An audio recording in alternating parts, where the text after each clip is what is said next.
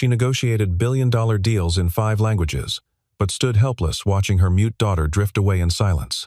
Callista Morgan had 8 years to learn sign language. She failed. Then, one Saturday morning, a widowed father spent 5 minutes doing what she never could, making her daughter laugh. What he revealed next destroyed everything Callista believed about protecting her child. The autumn morning painted San Francisco in shades of gold and amber, casting long shadows across the gleaming towers of the financial district. Callista Morgan stood at the floor-to-ceiling windows of her corner office, watching the city wake beneath her. At 40 years old, she commanded one of the most successful real estate empires on the West Coast. Her name whispered with equal parts admiration and intimidation in boardrooms across the city. Her reflection in the glass showed a woman of striking beauty, with sharp cheekbones and platinum blonde hair pulled into a severe bun that had become her signature. But behind those ice-blue eyes lay a weariness that no amount of success could erase. 8 years. It had been 8 years since she'd become a single mother. 8 years since that phone call had shattered her world into pieces she was still trying to reassemble. The memory of that night remained vivid. The police officer's voice on the phone, the sterile hospital corridor, the moment she had to return home and face her 2-year-old daughter alone. Astrid had been too young to understand why Daddy never came home, but old enough to feel the absence that would shape both their lives. Astrid Morgan was 12 now, a delicate preteen with her father's warm eyes that sparkled like sapphires when she smiled, which wasn't often enough these days. Born with a rare neurological condition that had stolen her voice before she could properly use it, Astrid navigated the world in silence. The doctors had been optimistic at first, suggesting various treatments and therapies. But as years passed, it became clear that Astrid's voice would remain locked inside her. Callista had thrown herself into learning sign language with the same intensity she brought to hostile takeovers and million-dollar deals, but the fluid grace of native signers eluded her. Their conversations often dissolved into frustrated gestures and guessed meanings, leaving both mother and daughter feeling more isolated than connected. The intercom buzzed, pulling Callista from her thoughts. Gwen Harper's voice filled the office, warm and familiar, after 5 years of working together. Gwen was more than an executive assistant. She was the closest thing Callista had to a friend, though even that relationship was carefully managed, kept at arm's length, like everything else in Callista's life. "Your 9 o'clock is here," Gwen announced, though her tone suggested she knew Callista's mind was elsewhere. "Also, Yamamoto-san from Tokyo called. He's concerned about the leadership transition rumors. You know how personal this is for him. His grandson uses JSL, Japanese Sign Language. And don't forget you promised Astrid you'd take her to that new cafe on Valencia Street this morning." Callista's stomach dropped. The Japanese investor represented 40% of their expansion capital, and his commitment to inclusive design ran deeper than profit margins. And she had forgotten about breakfast with Astrid, again. The guilt that had become her constant companion tightened its grip. "Tell Yamamoto-san I'll call him at noon Tokyo time," she said, her decision swift. "And cancel the 9 o'clock. Actually, cancel everything until noon. I'm taking my daughter to breakfast." "The board won't like that," Gwen warned gently.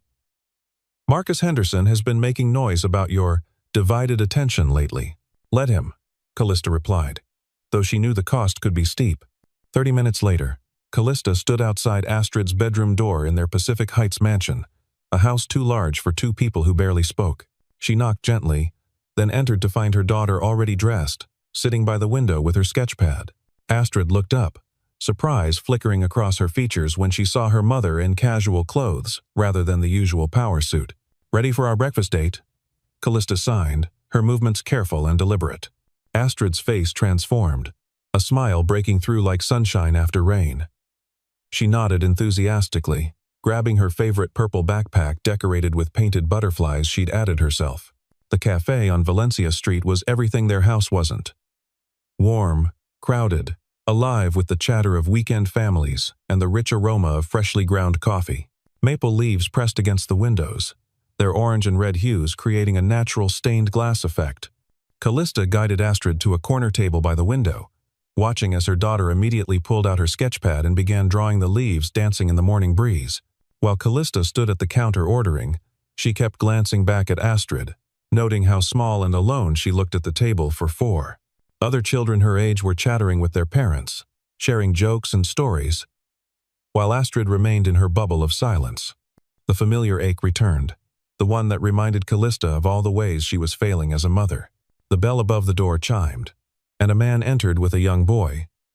The child, perhaps 6 or 7, had sandy brown hair that stuck up at odd angles, despite what appeared to be recent attempts to tame it. He wore a dinosaur sweater and carried a well-loved stuffed triceratops. His father followed, tall and lean with kind eyes behind wire-rimmed glasses, dressed in worn jeans and a flannel shirt that spoke of weekend comfort rather than corporate ambition. Before anyone could react, the boy had bounced over to Astrid's table, his attention caught by her drawing. Callista tensed, ready to intervene, her protective instincts flaring. But then something extraordinary happened. The man approached calmly, and instead of speaking, his hands began to move in fluid, graceful motions. He was signing to Astrid, asking if his son Oliver could see her beautiful artwork. Astrid's transformation was instantaneous and breathtaking. Her entire body seemed to light up from within, her hands flying in response. No longer the hesitant, uncertain movements she used with her mother, but confident, expressive, alive.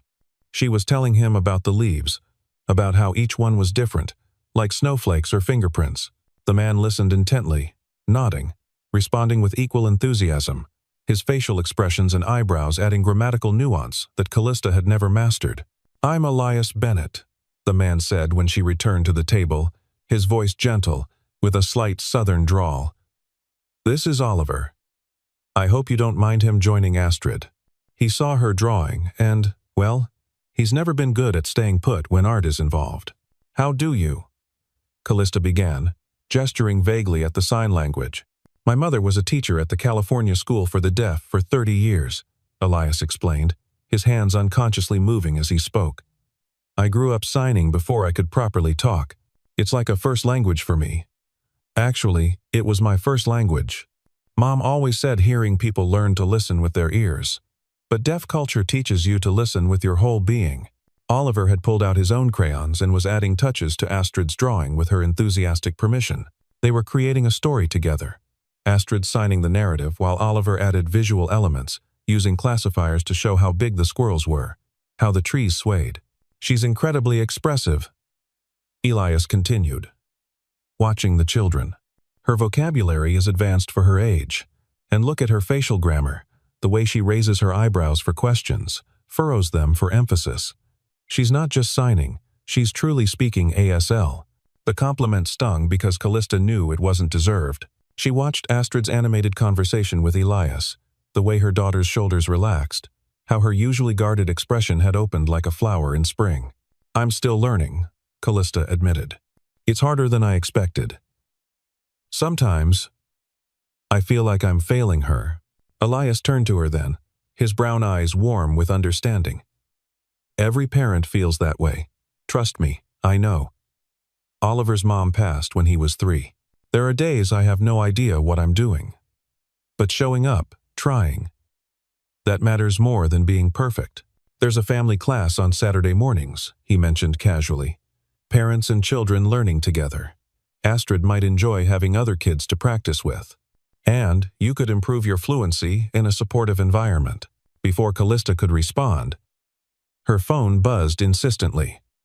3 missed calls from the office, 2 from board members, and a text from Gwen that simply read, "Tech blogs picked up photos of you at Café. Henderson calling emergency meeting. Yamamoto-san wants answers now." The real world was crashing in, threatening everything she'd built.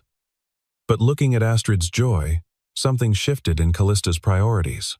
"I should go," she said, already standing, already retreating. "Thank you for talking with her." Elias stood too, pulling out a simple business card. "The class information is on there. No pressure. But Astrid would be welcome any time. You both would be." The week that followed was a battlefield.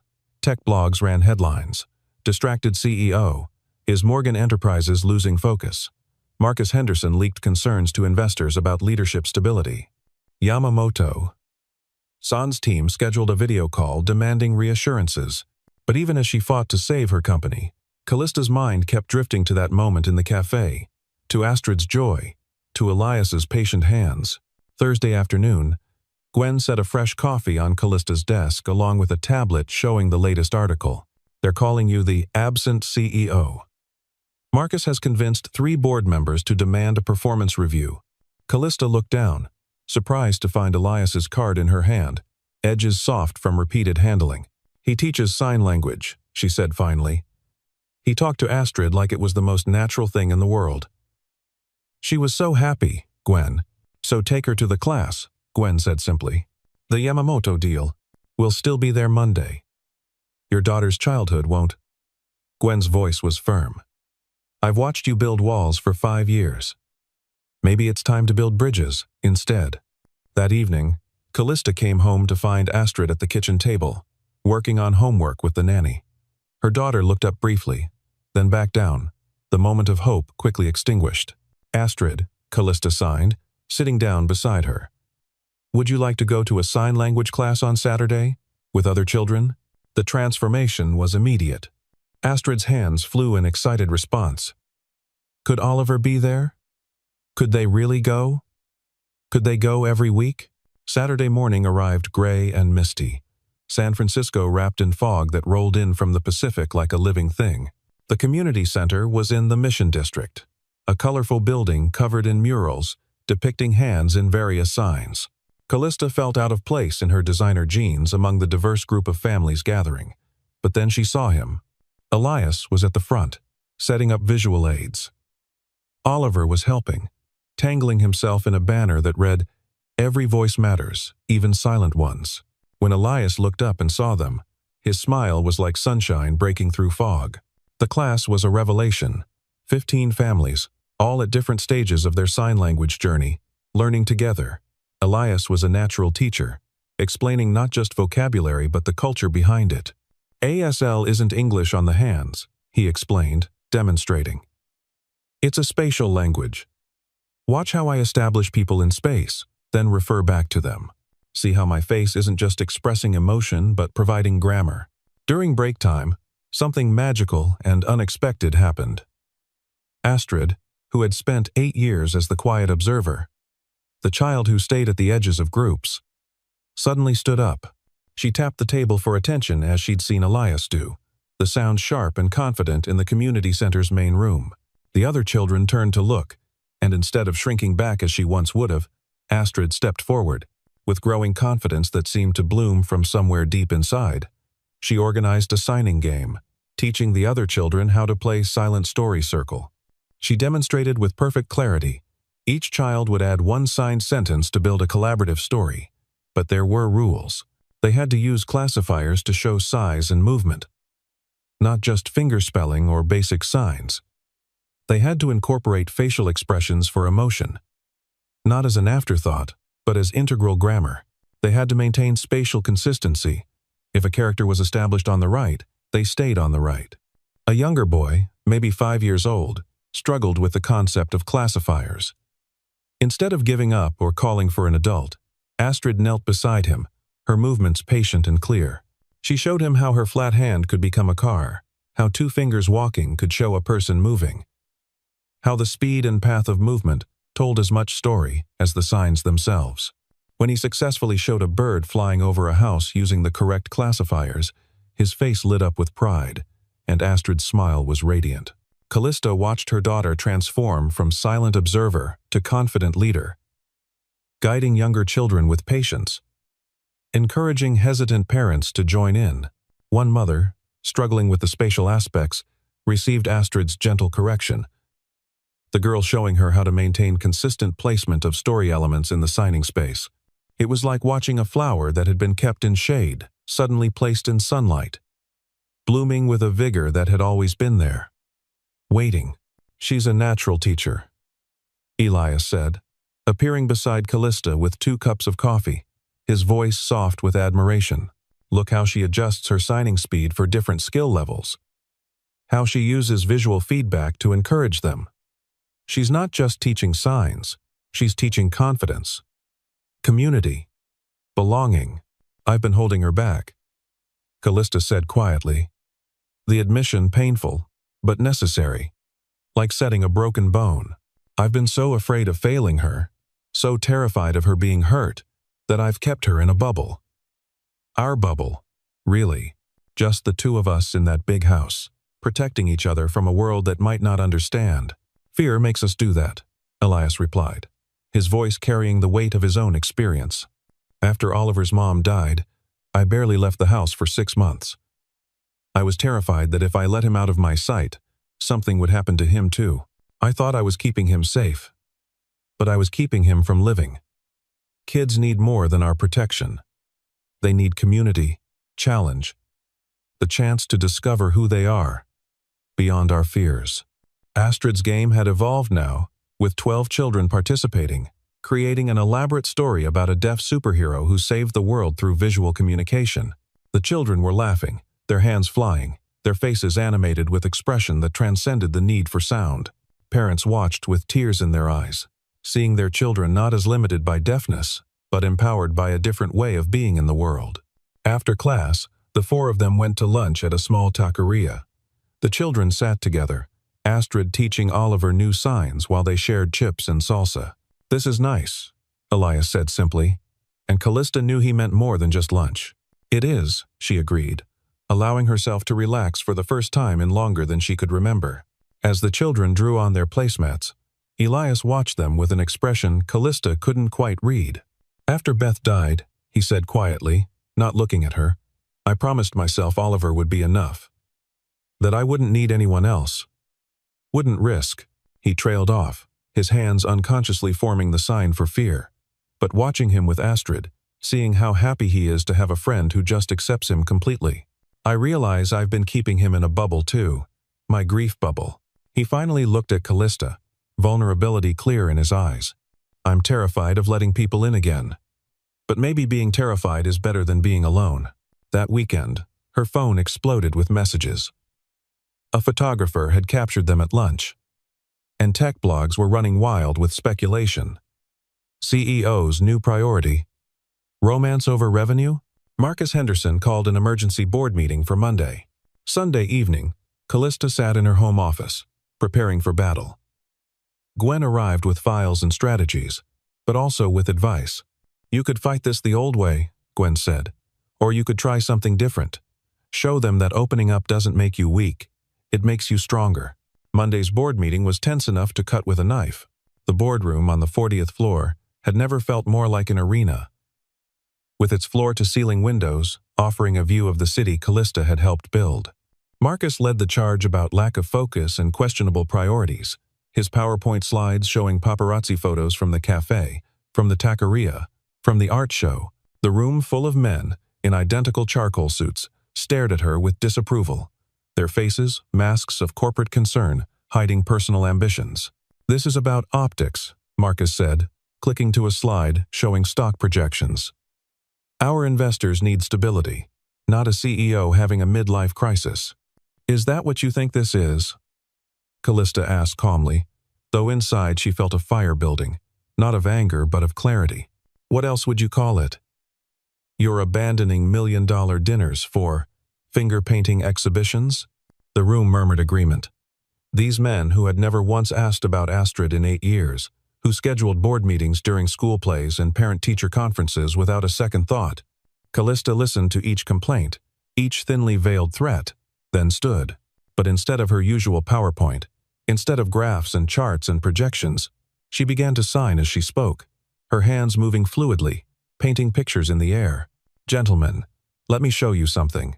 She pulled up their latest market research on the main screen. 40 million Americans use ASL.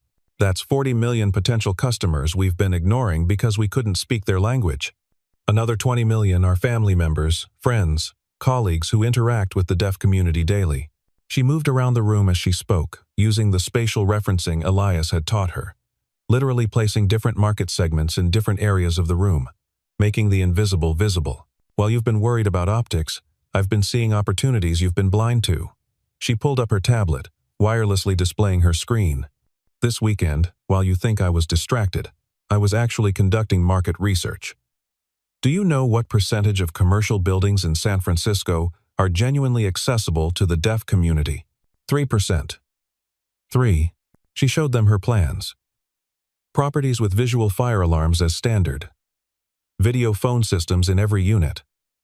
Common areas designed with sightlines that allowed for sign language conversations across rooms. She showed them the partnership proposals from deaf-owned businesses, the endorsements from disability rights organizations, the premium rates such properties could command. I'm not distracted. I'm seeing our business through new eyes. I'm finding blue oceans in red markets. She looked directly at Marcus, her gaze steady. You say I'm unfocused because I'm learning to communicate with my daughter. I say that learning has taught me to see our entire industry differently. If you can't see the value in that, perhaps you're the one who's lost focus. She pulled up one final slide, a photo Gwen had taken at the ASL class. Callista and Astrid signing together, both laughing, surrounded by other families. This isn't a distraction from my work. This is the reason for it. And if you can't understand that, if you can't see that a CEO who understands multiple ways of communicating, multiple ways of seeing the world, is an asset, not a liability, then perhaps you're not the board this company needs for its next chapter. The silence that followed was deafening. Then Yamamoto, San's face appeared on the conference screen from Tokyo. She'd forgotten he was dialed in, watching everything. Morgan-san, he said, his voice carrying the weight of billions in investment power. In Japan, we have a saying, the bamboo that bends is stronger than the oak that resists. You have shown you can bend without breaking. This is leadership. He paused, his next words careful but clear. Yamamoto Industries will increase our investment by 20%, contingent on your inclusive development initiative moving forward. And Henderson-san, he looked directly at Marcus through the camera. Perhaps it is time for you to learn a new language as well. That evening, she found Astrid in her room, video calling Oliver, teaching his stuffed triceratops sign language. Mom. Astrid signed when she noticed her. Elias invited us camping next month. Real camping, with tents and stars. Can we go? Yes. Callista signed back. We can. Wednesday brought an unexpected text from Elias. Oliver's school is having an art show Friday. He wanted to invite Astrid. No pressure, but you're both welcome. Callista had a crucial client dinner Friday. A deal worth millions. The old her wouldn't have hesitated. She canceled the dinner, sending her CFO instead. Friday evening at Oliver's school was beautiful chaos. Oliver dragged them to his painting. 2 houses with a rainbow bridge connecting them. It's our houses, he signed to Astrid, so we can visit whenever we want. I haven't done this in a long time. Callista admitted to Elias as they watched their children. Been close to someone. Let someone in. Neither am I, Elias replied. But maybe we could figure it out together. The weeks that followed fell into a rhythm that transformed their lives. Saturday, classes became sacred time. Untouchable, even when the Tokyo team demanded weekend calls. Callista's signing improved dramatically, but more importantly, her connection with Astrid deepened into something profound. They developed inside jokes in ASL, visual puns that made them both giggle. Astrid taught her mother how facial expressions changed meaning entirely, how the height of your hands could indicate age or status, how the speed of signing conveyed emotion as clearly as tone of voice. Callista began incorporating visual communication into her leadership style, using gestures and spatial organization in presentations. During a crucial merger negotiation, she unconsciously started using the spatial referencing she'd learned in ASL, placing different companies in different spaces around her as she spoke, referring back to them with simple gestures. Her team, initially skeptical, found it made complex multi-party deals. Suddenly, crystal clear. You're different, her CFO commented after she'd closed a $10 million deal using what she'd started calling visual architecture in her presentations. More dimensional. The camping trip to Yosemite became a turning point that none of them saw coming. 4 days completely disconnected from the corporate world. No cell service, no emails, just the 4 of them and the wilderness. Callista learned to set up a tent, badly at first, the poles defeating her repeatedly, while Astrid and Oliver giggled from their perfectly assembled shelter. Elias taught them all wilderness survival basics, his patience endless even when Callista somehow managed to burn water while attempting to cook over the campfire. How is that even possible? Oliver sighed, staring at the blackened pot in amazement. Your mom has special talents, Elias laughed, the sound echoing off the canyon walls. On the third night, after the children were asleep in their tent, their soft breathing mixing with cricket songs, Callista and Elias sat by the dying fire. The Milky Way sprawled above them in a way you never saw in the city, each star a possibility, a choice, a moment of light in the darkness. My husband loved camping, Callista said suddenly, surprising herself with the admission. She rarely talked about him, had locked those memories away with everything else that hurt too much to examine. He wanted to take Astrid when she was older, teach her to love the outdoors. He had this whole plan. Every national park by the time she was 18. After he died, I couldn't do any of the things we'd planned. It hurt too much. Elias took her hand, his touch warm and steady against the cool mountain air. But you're doing them now. With you, she said, the words carrying more weight than their simplicity suggested. With me, he agreed. And under the vast wilderness sky, with the ancient trees as witnesses, he kissed her. It was gentle, patient. A promise rather than a demand. A beginning rather than a rush. When they returned, something fundamental had shifted. The children were delighted. Oliver calling Astrid his almost sister. Astrid drawing pictures of them as a family. Callista began implementing her inclusive vision at work. She hired deaf architects, created visual meeting protocols, and landed the biggest development deal in company history with a deaf-owned business consortium. The very qualities Marcus had criticized became her greatest strengths. 3 months later, at the Sign Language Center celebration, Callista addressed the gathered families, her signing now fluid and confident. 8 months ago, I walked in here lost, she signed. I thought I was just bringing my daughter to learn, but I found community. I found my voice in silence. I found my daughter again.